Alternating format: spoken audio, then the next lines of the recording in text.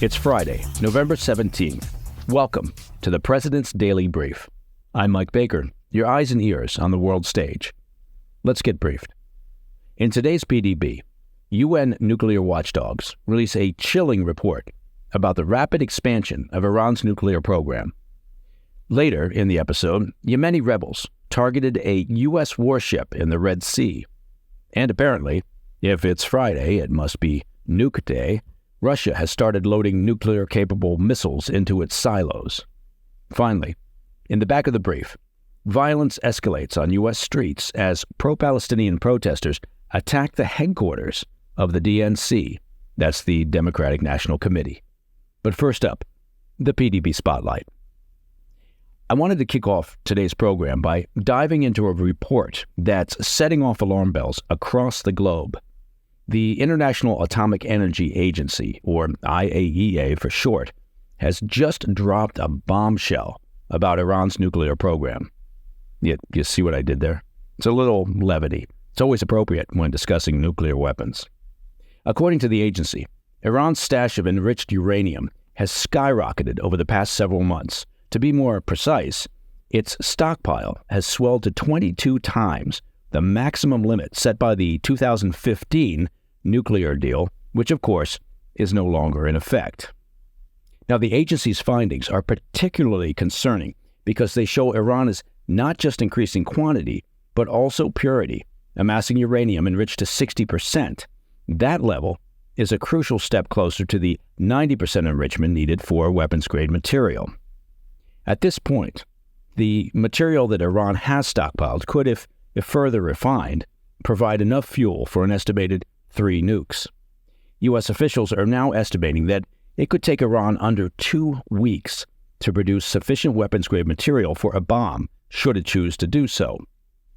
Now, the real uncertainty, however, lies in whether Iran has completed the necessary research and development to construct an atomic bomb, and right now, well, that's a question mark that's hanging over international heads. It's worth noting that this uptick in uranium enrichment isn't happening in a vacuum. This report is especially concerning in light of Tehran's recent behavior. Of course, it goes without saying that Iran has become increasingly hostile over the past several months, and if you're a regular listener to this podcast, you'll know that that's an understatement.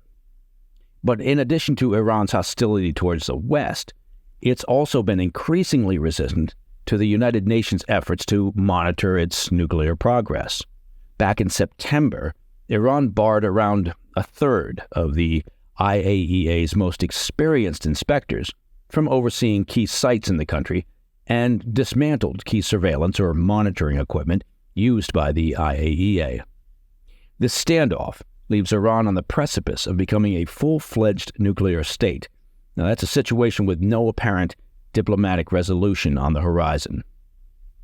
There undoubtedly will be folks lamenting the fact that the U.S. withdrew from the 2015 agreement, known as the Joint Comprehensive Plan of Action, or JCPOA, because Washington never met a title that they couldn't turn into an acronym.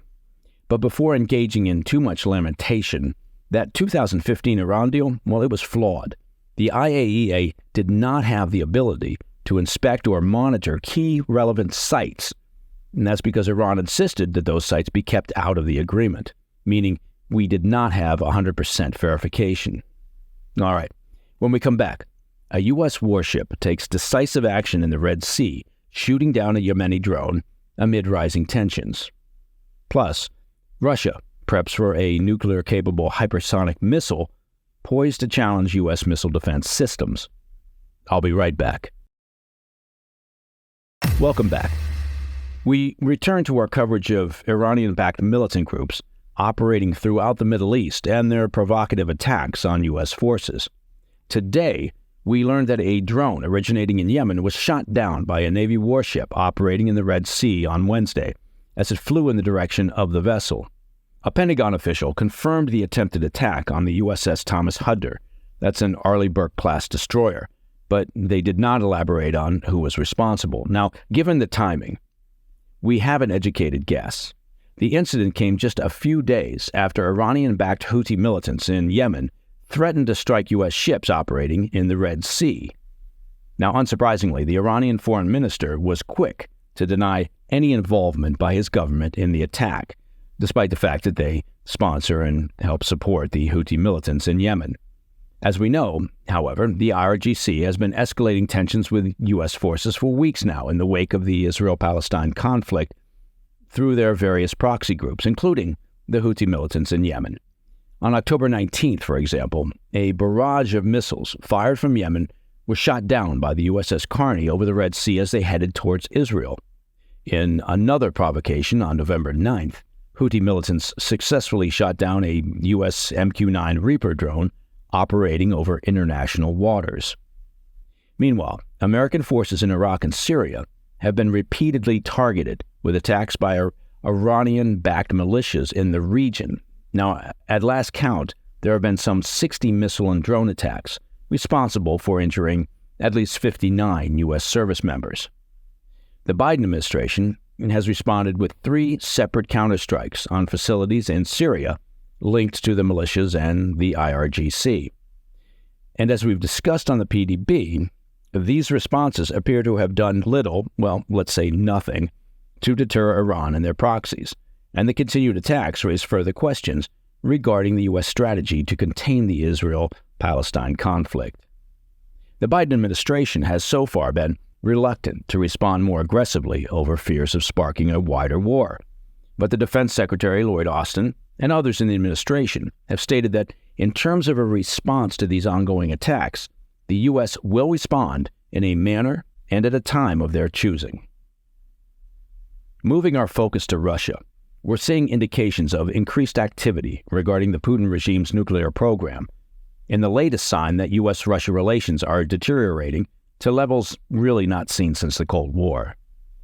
A rather ominous broadcast from a state-run media outlet Thursday showed an intercontinental ballistic missile fitted with a nuclear-capable avant-garde hypersonic glide vehicle being transported and loaded into a silo in the Orenburg region near Kazakhstan. The avant-garde hypersonic glide vehicle, which Russia claims is, quote, impossible to intercept, was first announced by the Putin regime in 2018, and they claim represents the cutting edge of missile technology.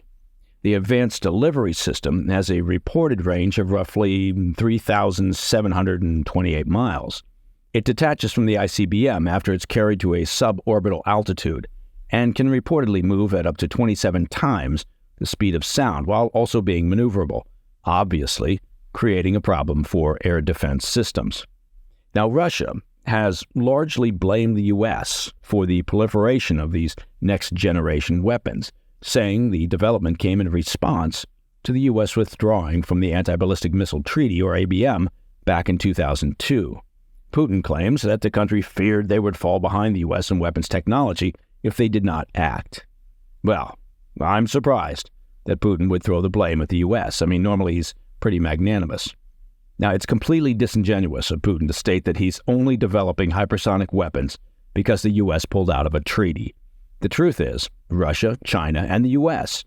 have been working on developing hypersonic weapons for years. A massive advantage of a hypersonic weapon is its maneuverability. Now, a traditional ballistic missile, for which current air defense systems were built to counteract, that it has a predictable trajectory. The speed and maneuverability of a hypersonic glide vehicle or weapon gives it the ability to defeat current defense systems. Thus, the race by the world's main powers to develop the technology. The latest report on Russian missile capabilities comes as relations between the U.S. and Russia basically have reached new lows. As we discussed last week on the PDB, the U.S. and its NATO allies announced that they will suspend their participation in the Conventional Armed Forces in Europe Treaty, or CFE, on December 7th, after Russia formally withdrew from the agreement on November 7th. As a refresher, the CFE limits the number of troops, tanks, artillery, and aircraft that either side could deploy into Eastern Europe. Now, just a week earlier, Russia withdrew their ratification of a nuclear test ban treaty. And those developments came on the heels of the disintegration of another landmark arms control agreement from the Cold War era back in February, when Putin formally suspended Russia's last remaining nuclear arms treaty with the U.S. All right, After that cheery news, coming up in the back of the brief, a pro-Palestine riot outside of the DNC leaves Democratic lawmakers shaken. I'll be right back. In today's back of the brief, I want to take a closer look at some heated events in the U.S. This week, a pro-Palestinian demonstration escalated and turned into a riot outside the Democratic National Committee headquarters. The protest, which started out as a candlelight vigil for peace, took a turn when demonstrators clashed with Capitol Police. The incident coincided with a campaign reception inside the building, attended by a number of prominent Democratic lawmakers, including House Minority Leader Hakeem Jeffries. Now, according to witnesses and police, about 150 protesters were trying to block the building's entrances and exits in an attempt to trap the lawmakers inside. California Congressman Brad Sherman took to social media to report that protesters eventually tried to force their way into the building. When police arrived in force, the situation quickly became violent. Some lawmakers had to be evacuated while demonstrators were pepper spraying them. Capitol Police have confirmed that 6 officers sustained minor injuries and 1 protester was arrested for assaulting an officer. Yeah, a demonstration turned violent, 6 officers sustained injuries, and the result is, 1 protester is arrested. Now, apparently, the unrest has left an impact on those Democrats of the DNC who were inside the besieged building, with a House Democrat admitting to Axios that the night's events, quote, scared me more than January 6th, end quote. After the past few weeks, look, it's obvious that the Democrat Party has a problem. The Democratic Socialist Party of America and other progressive groups are fueling, funding, and encouraging these protests, which much of America sees as anti-Semitic and pro-Hamas. At the same time, the party is watching dissatisfaction grow within the Arab American community and among young voters over Biden's stance on the conflict. These protests aren't just springing up spontaneously, as we've discussed previously on the PDB. Someone is paying for the mass-produced protest signs and the rows of porta-potties at the demonstration sites and transportation. Others are orchestrating social media campaigns to drive the same narrative that Hamas uses. It's all Israel's fault, and by association, the fault of the U.S. Now, objective and curious journalists, if there are any, would work to determine to what degree Hamas, Iran, China, and Russia are using their resources to manipulate social media and influence the minds of the folks who show up at these protests, and to what degree protest activity is being funded by foreign governments and outside entities. And that, my friends, is the President's Daily Brief for Friday, 17 November. If you have any questions or comments, please reach out to me at pdb@thefirsttv.com.